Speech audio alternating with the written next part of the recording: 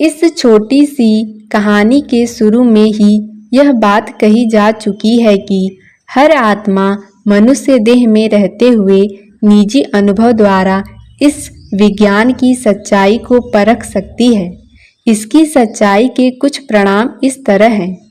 रूहानी अभ्यास के दौरान अंदर और ऊपरी मंडलों में प्रवेश करना, शब्द धुन को सुनना और धुन सुनने की क्षमता को असीमित रूप तक विकसित कर लेना।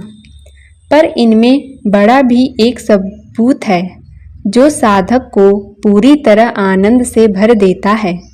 जब शिष्य की सूरत तीसरे तिल पर पहुंचकर पर्दे को चीरकर कुछ ऊपर उठती है, तब वह सूक्ष्म मंडल में पहुंच जाती है जहां सतगुरु के नूरी स्वरूप के दर्शन होते हैं।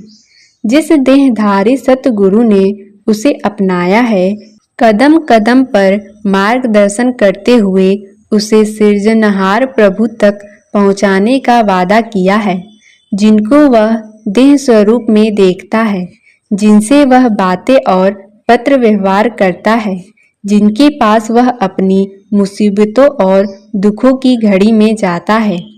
वही सतगुरु उसकी आंतरिक यात्रा की शुरुआत के लिए अपने नूरी स्वरूप में वहां उसका इंतजार कर रहे होते हैं।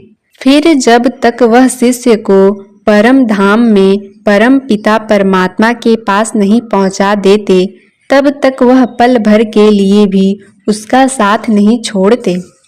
इसलिए पूर्ण गुरु के शिष्यों को मौत का कोई डर नहीं होता। जब वे पर्दे को चीरकर पहले आंतरिक मंडल में पहुंचते हैं, तो वास्तव में मृत्यु पर विजय प्राप्त कर चुके होते हैं। सतगुरु के बारे में एक और अद्भुत सच्चाई है। जब शिष्यों के मन में कोई सांसारिक इच्छाएं बाकी नहीं रहती और वे अपने प्रारंभ कर्मों का हिसाब चुकाकर इस संसार से कूच करने के लिए तैयार होते हैं, तब सतगुरु अपने नूरी स्वरूप में प्रकट होकर उन्हें अंतर में ऐसे रूहानी मंडल में ले जाते हैं जो उनकी आत्मिक उन्नति के लिए उचित होता है। शिष्यों को संसार में लौटने की जरूरत नहीं पड़ती।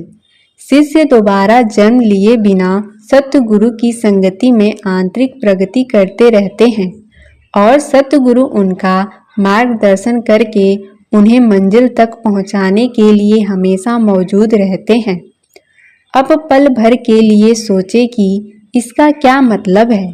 दरअसल पूर्ण सतगुरु की शरण लेने पर शिष्य कभी अकेला नहीं रहता। उसे एक ऐसे अनुपम मित्र का साथ प्राप्त हो जाता है जो केवल इस जीवन में ही नहीं बल्कि अनंत काल तक शिष्य का साथ नहीं छोड़ता। शिष्य भले ही उससे मुंह क्यों न मोड़ ले, सतगुरु एक ऐसा मित्र है जिसके निस्वार्थ प्रेम की मिसाल इस नश्वर संसार में कहीं नहीं मिल सकती। यह भी सोचे कि हम किसी नतीजे पर पहुँचे हैं। आज हम उस स्थिति में हैं जहां हम कह सकते हैं कि हम उस सर्वोच्च सत्ता, उस प्रेम स्वरूप परम पिता परमात्मा में मिलाप कर सकते हैं, बशर्ते कि हम सचमुच ऐसा चाहते हो। गिरजों के घंटे तो पूजा करने वालों को केवल रविवार को ही बुलाते हैं, लेकिन शरीर रूपी हरि मंदिर का घंटा दिन रात बिना रुके बज रहा है। पर अफसोस दुनिया उस पर ध्यान नहीं देती।